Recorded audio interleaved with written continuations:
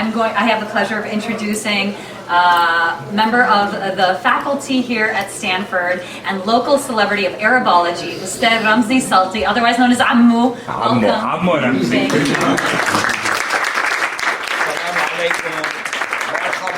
Bonjour, ahlan wa sahlan, shalom, salam. I am running out of languages. This is such an amazing moment for me because, I mean, Ryan was saying I did everything. I did nothing. I just told them about how amazing Emel Mathlouthi is, and the Stanford Life folks just did so much work to get this done. Emel has a very busy schedule, and they were able to do this for us. And then they combined those efforts with the Markaz, where we are, this gorgeous space, and my new niece, Anita, of course, who's already doing such an amazing job at the Markaz, put that together with the Abbasi program in Islamic Studies. I mean, we've got like the best of the best coming in here today and putting them together, and we got Emel Mathlouthi at Stanford for the day. So as Ryan mentioned, the actual concert tonight is at 7:30 p.m. and you can still get a few tickets. There's still a few left. But if you come at 6:30 at the Bing, I'm like the appetizer and she's the meal. And so Professor Joel Bainan and I will be speaking about the Tunisian Revolution. Many of you know of Emel Mathlouthi, you know what happened, but I don't think many of us understand the crucial role that music played in the Tunisian Revolution. Some people say without music it wouldn't have even happened. And Emel Mathlouthi's music is considered the soundtrack to the Tunisian. Imagine having a song that becomes an anthem that then becomes a form of liberation. So Anita, should I call her over? Sure. بالعربي, بالفرنسي, بالإنجليزي. So you want the intro in English or in Arabic? Who says English? No one wants English? سادتي سيداتي أمال مثلوثي في جامعة ستانفورد.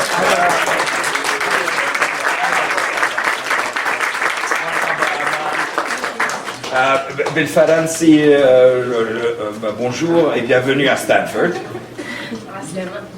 وبالعربي أهلا وسهلا في جامعة ستانفورد. وبالإنجليزي welcome to Stanford University, young lady. We have been waiting for you for quite a while. And you'll be performing at 7:30. I'll give you a chance to say hello to your amazing fans here, and then maybe we'll just teach them a little Arabic. Without singing, just translate. So I'll leave it to you, Emma, to say hello. Well, hello. I remember we were talking like 2 or 3 years ago about me coming here, and about you wanting me to come here. So I'm very touched that. And you believed in the process and in me, and you said yes, I would come, and that's all I needed to hear. This was a radio interview. We never met. And you were so super busy and you made time for me. I think you were like in the middle of something and we did a phone interview. And I said, Emel, would you come to Stanford? And she said, I would love it. So I went to the Stanford Live people who actually were looking to do that. And here we are 2 years later. Yes. It's like I feel I know you, but not.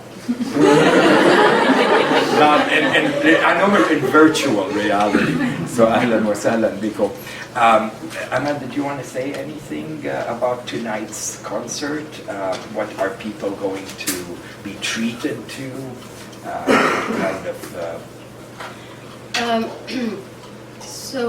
I saw the theater is really gorgeous. I don't think it's very usual for a performer to be in such a extraordinary space. So I think I'm going to make some changes. Wow. Because apparently the acoustic is great. Yes. So I might want to sing some things that I haven't sung for years. But mostly we're going to perform songs from my first album, Kunti Hurra, like the song. And also we're going to perform songs from the upcoming album as well. I think the album is going to be out in January, and the album's name is Insane. which means a human. Because I think it's important to help people connect. I mean, beyond freedom and revolution, I think it's now more important to connect with our human side, and that's what makes art essential and beautiful. Because for each one of us, when you listen to a song that moves you, or watches a movie that goes deep in you, it simply connects you to the most human part of you, and that's the part that we need to help people. We need to encourage people to show more in order to help our societies and our world heal a little bit. So yes, the healing power of music. I don't want to get too personal, but many of us have gone through maybe health challenges or other challenges. For me, and I don't say this because you're here, the CD Kalmati Hurra was like the best therapy. I would put that when I went through difficult times, and it uplifted my spirits, and just knowing the power of music. And I think specifically Arabic music, in the kind of independent Arabic music that Emel sings, is a breath of fresh air for people in the Middle East, in Syria, in Iraq. I mean, what do these people have to deal with the fear and the stress? They don't have, access to entertainment, not even safety. But when they play that music, it uplifts them for that moment. They forget where they are, and it's accessible through, the internet and through bootlegs and whatever over there, everywhere. And it's really, Emel's music is what caught, I mean, I don't want to, embarrass you, but you are the voice of the Tunisian Revolution. That we have pictures of you, young lady, when you were in the Saha, in the courtyard, with the people wearing a red jacket, and singing Kalmati Hurra, that same song that then became the anthem to the Tunisian Revolution, and then spilled over into Egypt, and then the Egyptians kind of got, riled up with that. And so I cannot overstate how healing Emel's music has been, not just for me, but I think for the Tunisian people and for the Middle East in general. As long as there is music like Emel's, there is hope for a better Middle East, inshallah. So Emel, I think some people might have questions, but the one thing I keep hearing is Kalmati Hurra. A lot of you know that's her anthem song. It's also the title of the first CD. And it's in Tunisian dialect, ya binti, so you're going to have to help me. I have a Lebanese dialect. But do you guys want to just know what the first stanza's about? And, Emel's saving her singing voice till this evening. But I'll try to lead you through a sing-along of 4 lines. Okay. So, Emel, بدك أنت تسوي العربي وأنا أترجم? Okay. This is in the Tunisian dialect. Listen to how gorgeous the Tunisian dialect is. أنا حرار ما يخافوش. So I am the free who fear not, who don't fear. Note that she's using the plural for ana, for me, because she's speaking as the voice of the people. So it's that kind of I, the capital, collective, we reflected. And not ana hur or ana hurra, but ana harar. Beautiful. Yes, and it's not like because the person who's speaking is not humble. It's also important. Like the person here is not placing itself as okay. I'm going to speak for everybody. It's just it could be any one of us. Yeah, this is collective. Yes. I love the plural there. Thank you for that. And by the way, she writes the lyrics. She produces the CDs, the music. She doesn't like she's. I don't know how you do it, kiddo. And you still do it. So to be fair, I didn't write the lyrics for this song, but I write the lyrics for all of my albums. And the lyrics of this song were written by a friend of mine. So there's like a very interesting community, like in all, I'm sure like in Lebanon, or like when you have a small country, you also have a small community of creative young people who are just eager to be with each other and are starving to find little spaces where they could gather and produce things. And there was this festival that is still there.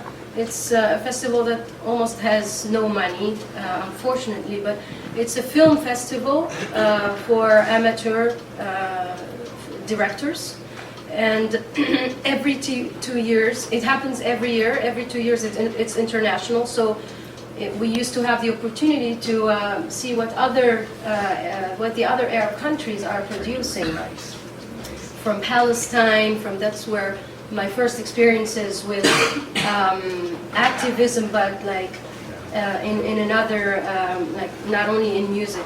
And so after we would be gathering in a hotel and in different groups, and I remember I met Amin, and he. So Amin is the writer. Yeah. Yes. The So I met him, and he gave me a small piece of paper like this. It was folded, and he said, "This is a gift. You do whatever you want." Because it was in 2006, so I was a little bit known in my community, but it was just my debut. And he said, just like if you want to do something or if you don't want, I mean, whatever. What a gift. What a gift. You just figure it out. And it was scaring for me because for me writing is, we're still talking about the healing, it's like a therapy, and I'm sure like it is for many of us. When you start writing about what's happening inside yourself, it just makes you feel better, and it enriches you. And that's how I started writing immediately about what was going on in Tunisia. And but singing somebody else's lyrics was a responsibility because I knew my own words, and my body could like find out which music to give to each word. But like from stranger lyrics, it was another process. I had to give them justice. But when I first started reading them, I felt like this sounds so familiar. I can do this. And then for a long time, I was trying for a year. I was trying to like each time I would sit down on my guitar and get the lyrics out of the drawer and start like trying some music, and it never worked. And for a long time, I had a song that I tried. I had this melody that I tried to put like in different songs, but it never worked. And one day I just tried both, and it was like, Cinderella's shoe, Seriously, it just like matched, because when you have a poem, and this poem wasn't necessarily intended to be a song, and you have different parts, and you're supposed like to make differences between verses and choruses and like bridges and things like that. But the melody, as if it was unconsciously constructed for the lyrics that it didn't meet yet. Yeah. So I'm really like there. I still remember that moment, and somehow I sing this song from 2007, and even sometimes I try to push it away from the set list, thinking that, okay, I'm just tired of it. But each time I sing it, I have exactly the same strength and deep emotions that come really very naturally. It's not like something that I'm warming up. It just all of a sudden comes. And I think it's just like not necessarily my song. It's just like some energies that come. I think we've all appropriated that song, not just in the Middle East, the Arab world, and even here. That song is us. We're very proud to be part of the Hara. Yes. In this song. So, أنا أسرار ما يموتوش. I am the secrets that will never die. أنا صوت الما رذخوش. So I am the voice of those who don't give up. don't give up. That's Tunisian. Yeah. No, actually, رضخة بالفصل. بالفصحى. But the Tunisian way, yeah, ما رذخوش. أنا في وسط الفوضى معنا. I am amidst the chaos, meaning I am meaning amidst chaos. أنا حق المظلومين. I am the rights of those who have been oppressed. يبيعوا فيه الناس كلاب. So this is about, this takes a jab, calling some people. Well, yeah, this was my ad. Yeah. Oh, you added that line? Wow. That's the most potent line. So what he wrote is يبيعوا فيه الناس غراب. غراب. And you Yes. so غراب is strange or stranger? Yeah, strangers. Change So this some to dogs. strangers. Yeah. Klab is dogs. So I don't know. Yeah, I just like, I don't even remember when I thought about this, but it was so obvious. No, it's clip. Okay. And he wasn't happy about it. He said, that's not nice. And I told him, I don't care. How do you translate that? What are you saying about dogs? So what I would say is that these, dogs. Yeah. Yeah. But people are being sold like. So it's the right of the oppressed that's being sold to these strangers or dogs, and how I would translate it is that these dogs are stealing people's rights. That's how I would translate it. It's powerful. I like Klab more than Grab. So I don't know if you know Nasir Shamma. Yes. You guys know he's a musician. Great. He's like the most famous Iraqi musician, and he's a oud virtuoso, and his compositions are very beautiful. And he's a friend of Tunisia, and the Tunisian, so the Tunisian music scene, there's the official music scene of musicians who sing tarab and the classic Oriental not tunes, like the style, which I don't belong at all, because I came from a school that refused to belong to any like theory of music, of Arabic music. For me, I was like, okay, I don't like this like a whole school of classic Farid Latrash, and even I have a lot of respect for them. Don't get me wrong. Yeah. But I was so rebel. I wanted like to get out of that, and because also they consider that the woman who sings should just be beautiful on stage and have a good posture. So they couldn't understand that a woman could, for example, produce her own stuff. Yes. Or write her own stuff. Like in Tunisia, when I started, it was a scandal. Like, why you write things like this, and it doesn't sound beautiful, No, I want to write in Tunisian, and I want to write things that are not beautiful, but the things that are shake. And they were so shocked that I was barefoot on stage, and that I was jumping or running on stage. So that's why I rejected, when I started doing music, I rejected that whole school of Arab classical music. And so Nasir Shamma, he knew like some of the great Tunisian singers, and I don't know how I landed in some kind of a project in a theater, and I told him, okay, we're gonna play this tune. And I started singing a song, and he was like, I'm not doing this.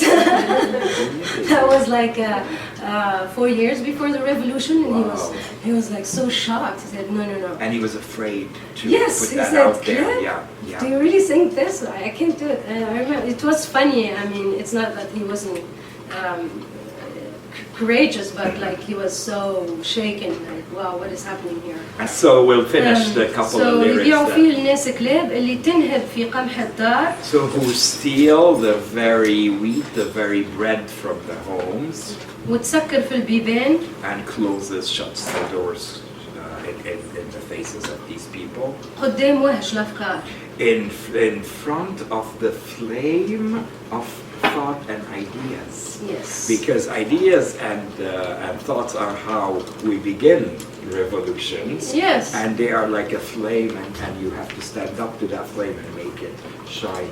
So Emel Mathlouthi, that single song, كلمتي حرة, my word is free, or my word is unencumbered, became an anthem. And of course, this young lady, look at her. She has been through a lot, and she continues. And then, of course, people in Egypt, I know in Lebanon, we just fell in love with the CD and started applying it to some of our political realities in Lebanon. And of course, when she began singing, the government was still the old system. And But I never sang in Lebanon, by the way. no, I mean in Tunisia, it was still. No, but I would love. I mean, it's nice that you mentioned that my music got into Lebanon because. Are we taping this? Emel Mathlouthi promised to come to my birthplace and sing. I have you on video now. You get on the stage. We should all meet in Lebanon, guys, and like sit by the Mediterranean and have Emel sing. That would be fantastic. I would love to. I would love to. So before I turn it over to the Q&A, I just wanted to say one thing about what Emel is saying in terms of going against established traditional music. Now anyone who knows me knows I'm a Fayrouz fanatic. She's like the ultimate Lebanese diva. But Fayrouz and Kulthum and all this is my generation. I'm much older than Emel. And Emel is part of this new movement that is independent music, alternative music. So I'm over 50. And I love Arabic hip-hop and Arabic jazz, and when people combine the different genres, as Emel does, she borrows from Western genres and then some Oriental music and instruments, and we don't know, but it's so global and it's beautiful. And the same is happening all over the Arab world. In Lebanon, I think many of you know the group Mashrou' Layla, who are here. They're really changing things up, and they're talking about gender and sexuality. Emel is talking about women's rights and women's position, but also within the context of freedom. And so indie, alternative, Arabic music rocks. It is amazing, thanks to these young people. Thank you, because it didn't exist for my generation. We had Fayrouz, we had Abdel Halim.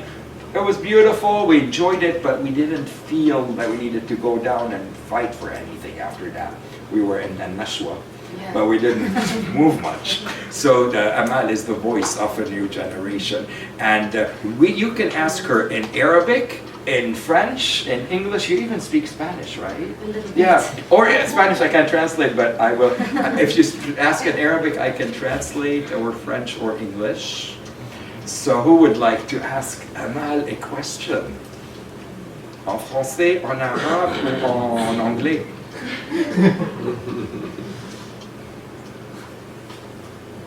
Aisha, doctora في Stanford.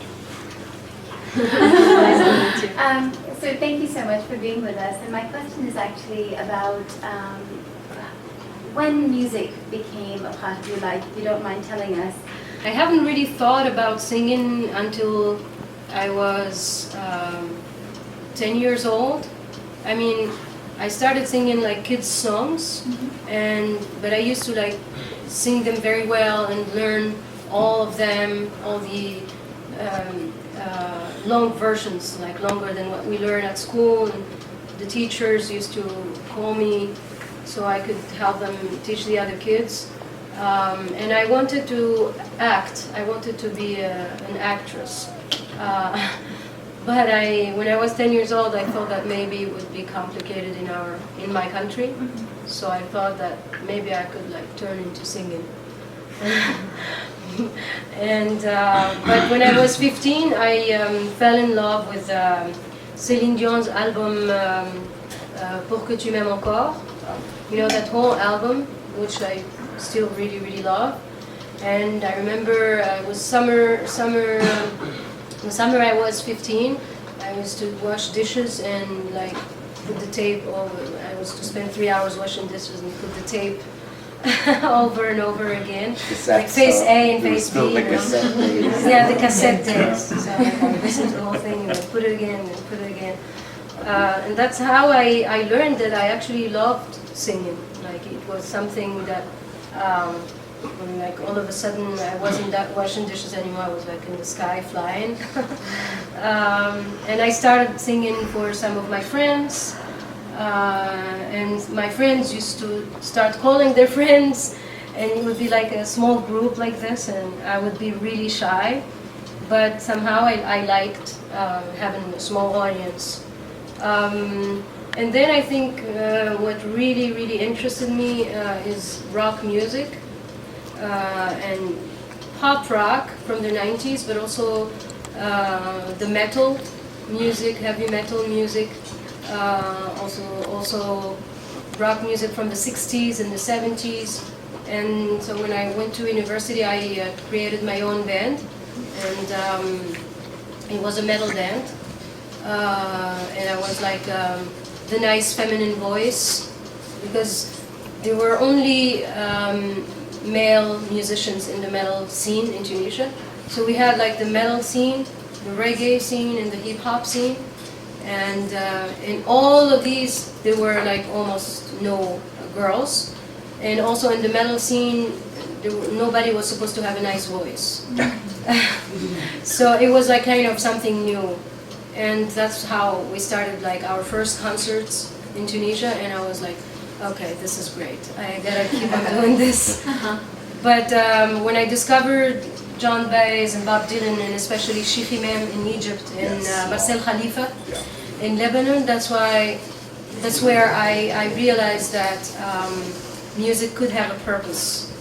And it gave me so much strength that I thought that maybe if one day I could write some things and move people the way these artists are moving me, and give me ideas of like liberate myself and my country. So then maybe I could find a use for myself and for my life.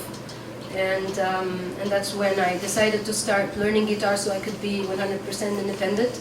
And I wouldn't have to ask anybody like, okay, do you want to please work this kind of music with me? So that way I would like be totally armed and ready.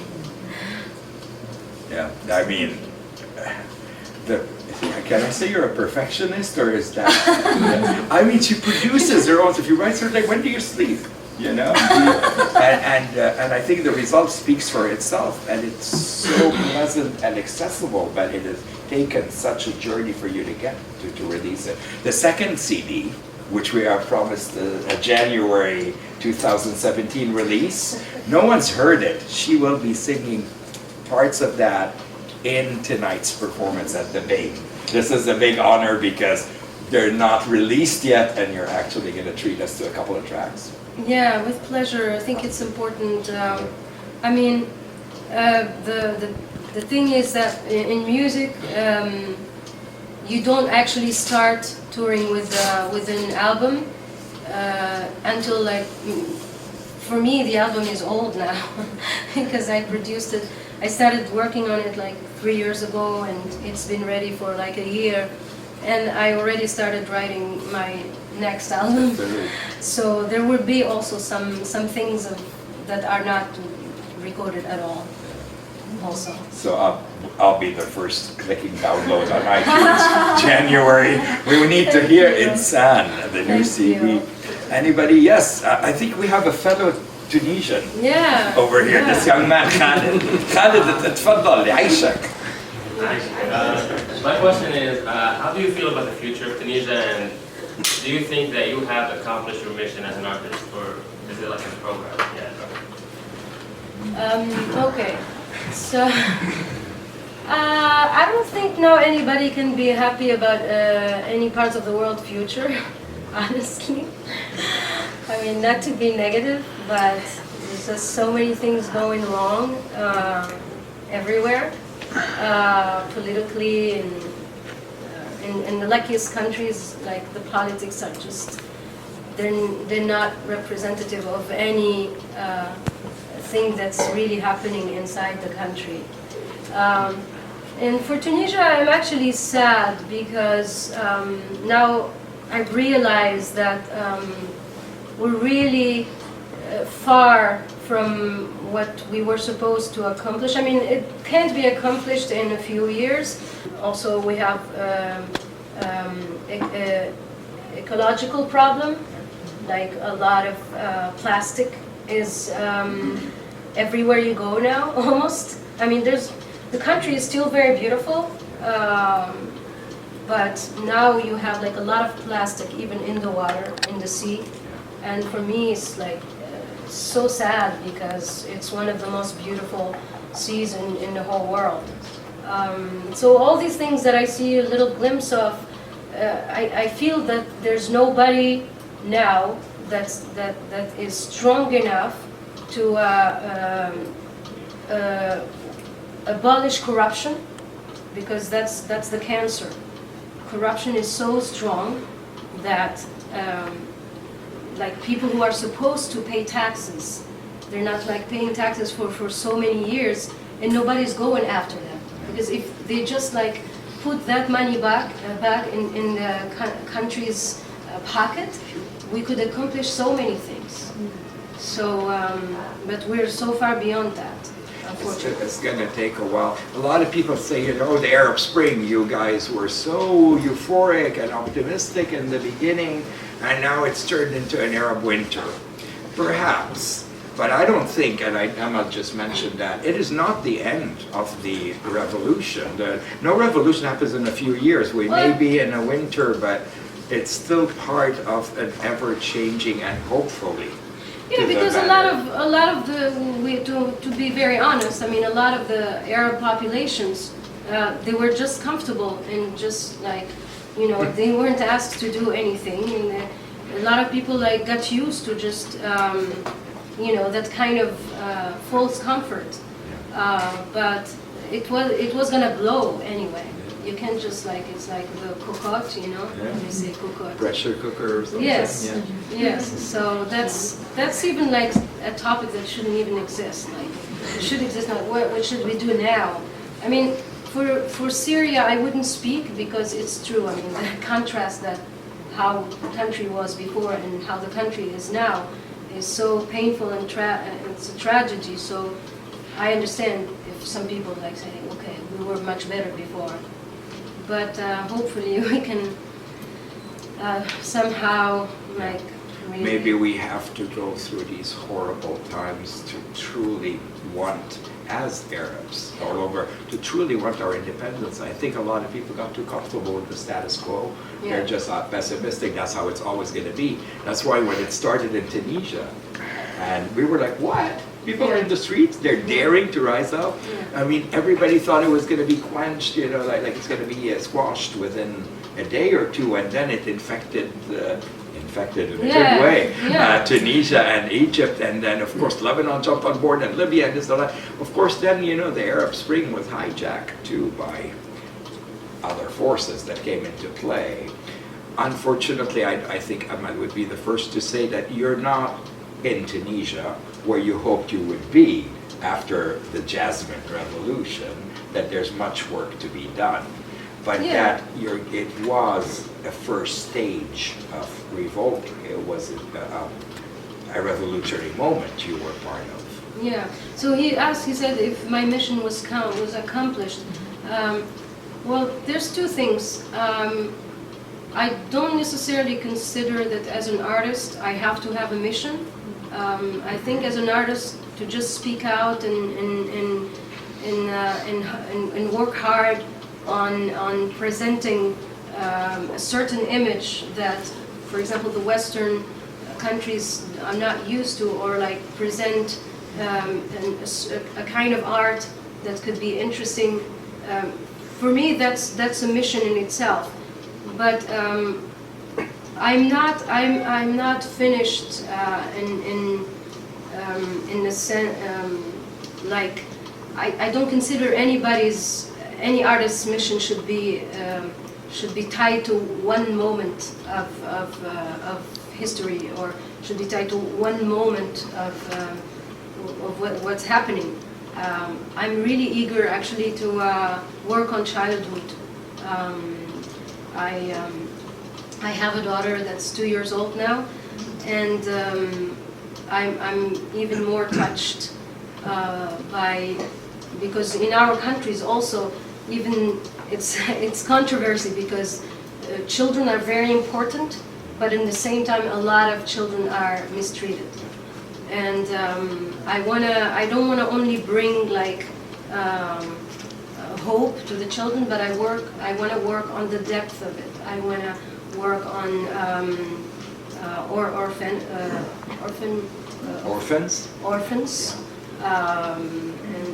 and not just like organize artistic seminars, but just try really to get to the depth and try to see how we could finance so their conditions can be like decent. And eventually I also want to work with if I can do that, I would like to work with young artists, not only in Tunisia, but so they could, for example, be able to tour a little bit in decent conditions, you know. So these are like the projects that I consider. There is such talent, Ahmad. You know this. There are such talented musicians and poets and painters and whatever in the Arab world, and just they don't have a break. And they don't, the major record labels would not sign them up, and they just, with all respect to Nancy Ajram and you know, the commercial, those have $1 million contracts and they're Coca-Cola advertisements, but there are so many talented people because they're not conforming to the establishment. They're not singing the way, you know, without shaking the envelope too much. They don't get signed up. In fact, Ahmad, can I tell them what you decided to do eventually? Because you didn't want to censor your songs, you didn't want to have to bow to executives that were going to change your... She's starting her own record label. She's like, I don't need them, I'm not going to, you know, I don't want somebody telling me, take that out, change this lyric, wear this, act like that. And I think that eventually that record label is going to encompass other artists, little Amals who are, you know, well, in Tunisia. I hope so. I'm discovering all of this now. It's certainly like the business side of it. But it's a good challenge because you challenge your deep self of like, okay, what you can do, like, okay, I can do this, so now let me go and try to do something more complicated. But I want the label actually to not only be a label, but to transform to like an image. That's why I called it Little Human, because I think that if we're considered just little things in this system, but as a little human, we can do much more. We can do a lot. And the thing now is to try to bring hope in many different ways in order to this humanity to keep on going. Because when you see what's happening, okay, like the most sensitive ones of us, like, okay, well, why are we, like, why should we go on? I mean, there's no hope for our children, there's no hope for anybody, but I think, yeah, there are some little things where we should really work on presenting hopeful things. يا بنتي انت حق المظلومين كل كلمة بتحكيها. Anita, how are we doing for time? We're good. We have about 15-20 minutes. So okay, so we'll open that up, and I think Amad's going to hang out a little bit to talk to people. Okay, سؤال, question or question? اللي تحبه. يلا بالعربي مترجم لك. عاصمة. You know, as like a career that people can consider. So, well, first of all, the most important thing, the most crucial thing is to believe in yourself. Because there's just going to be every day, like starting from your parents, it's going to tell you, like, you forget it. So you have to keep on that dream and take it seriously. You have to take yourself seriously. And from the moment you take yourself seriously, of course you work on your talent and you develop, and then what I thought I should do when I was growing up in Tunisia, I thought, okay, I should try to perform as much as I can so people start to know about me. And that's somehow like it worked, and I caught attention, and I got some grants, and I traveled to France. And once there, I continued. I thought, okay, I have to perform and perform and perform. And the other thing that maybe I would have liked doing is to study music, for example, at university, because that somehow brings you closer to the field. And if you're not like very courageous to just give up everything and sit down and say, okay, I'm not going to do anything else but being a singer, that could be a challenge. I'm not sure that everybody can do that. And in my case, I was a good student, so I don't know if you must know that in Tunisia or maybe in the Arab countries. When you're a good student, you're not really supposed to go in a music school or an art school. Yeah. Like it's a That is scandal. Yes. So I wanted to go in a theater school, for example, but I couldn't do it. So I did like 3 different schools, and I ended up in an art school, which like was a scandal for the whole family for years. But I'm happy I did it because it brought me like closer to art. So I think that's a good path. That's kind of universal, maybe more my generation, you know.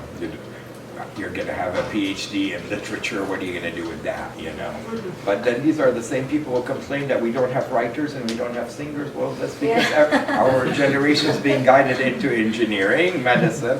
Law is sometimes okay. But that's the only, not so much,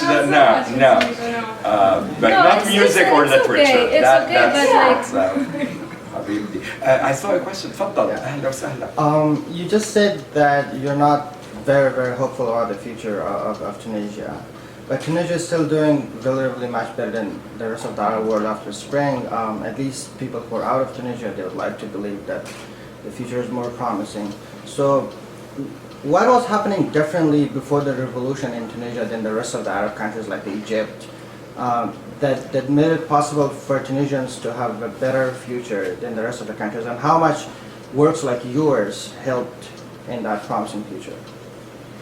Well, first of all, we're a much smaller country than all the other Arab countries, and we have less interests. So we don't have like very much oil. So we're kind of like well balanced, while Syria's position is serious, Egypt also. So Tunisia is kind of, they are trying like to get different pieces, and I think as a population we're mostly peaceful, and we don't have the religious conflicts that are happening elsewhere. So we're like mostly Sunnah, but we're also like not super religious. So it's like the religion, it's part of our culture. But like people are not like, we don't, until before the revolution, we didn't have extremists. And now it's changing with all that's happening elsewhere. So I think those, and we're also a very well-educated country, thanks to the first president, who also was a dictator, but at least he left some things that make Tunisia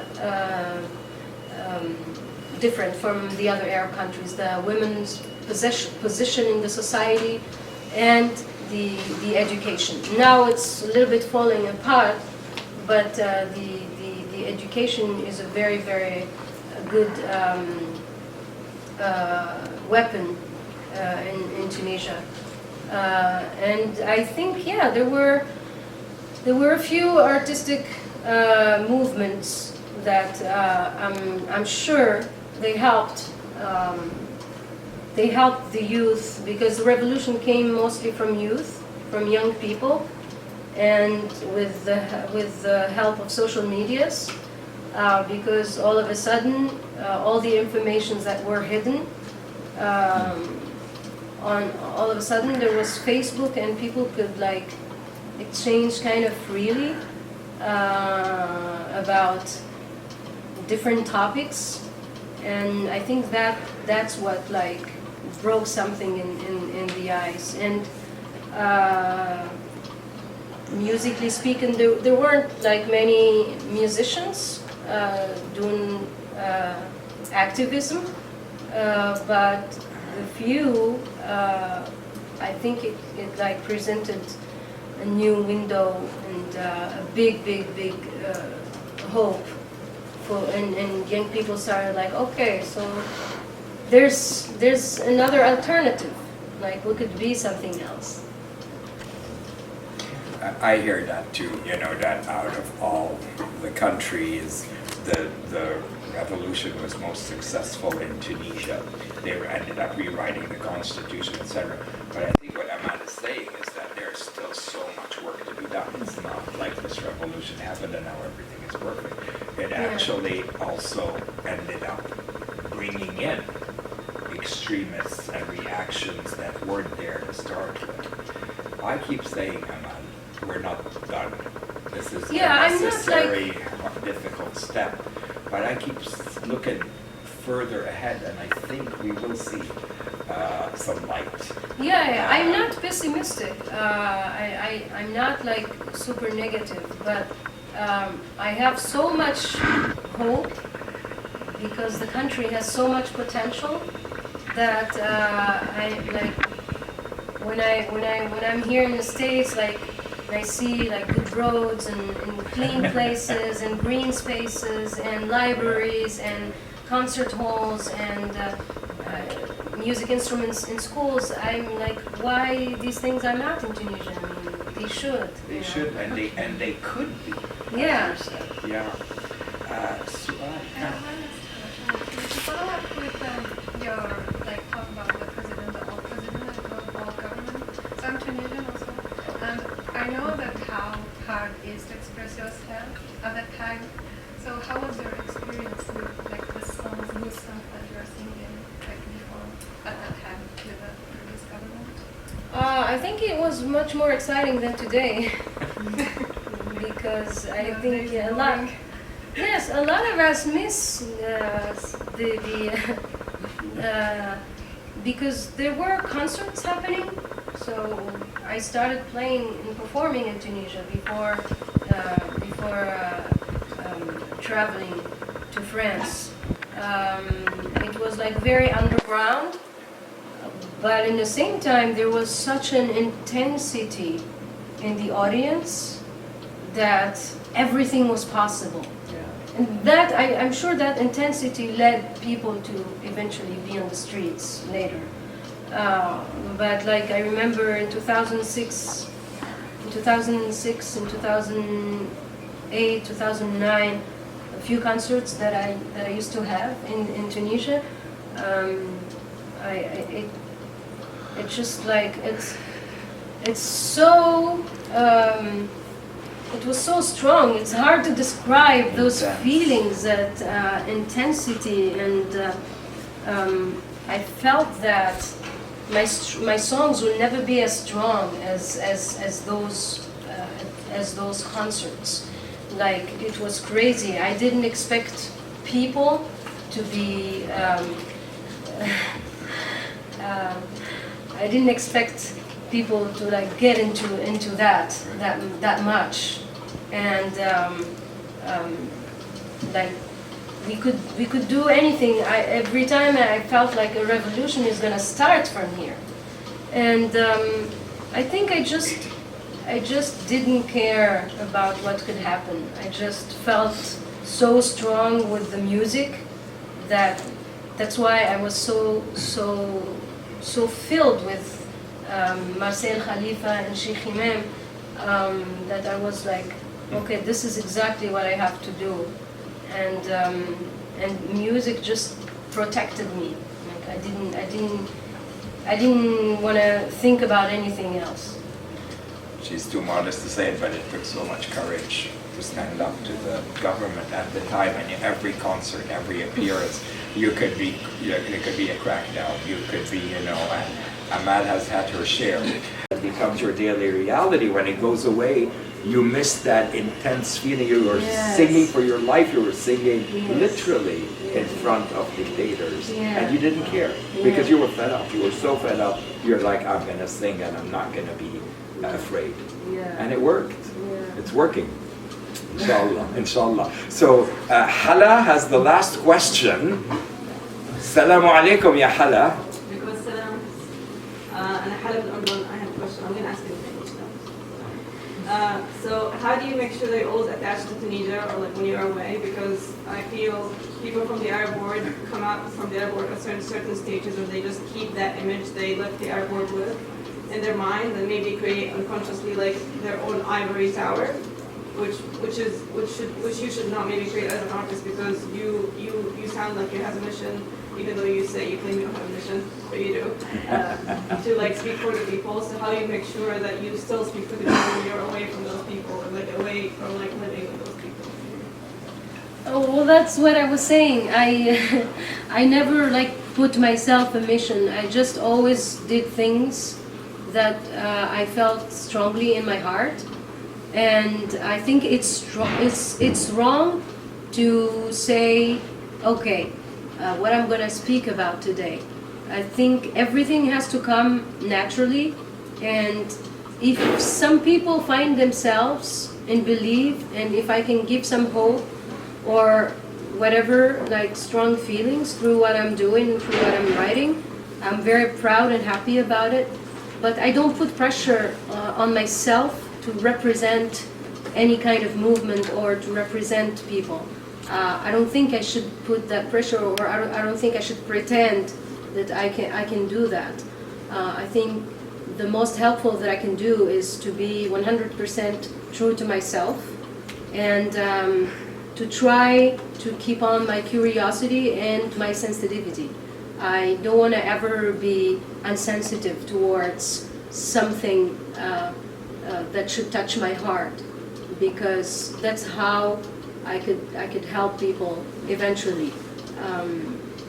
So what I'm the most afraid about, and I would like to keep my emotions raw as much as I can. I would like to keep some innocence, because that's what so eventually societies and the system try to kill in the people. It's their innocence and their power to be sensitive to each other.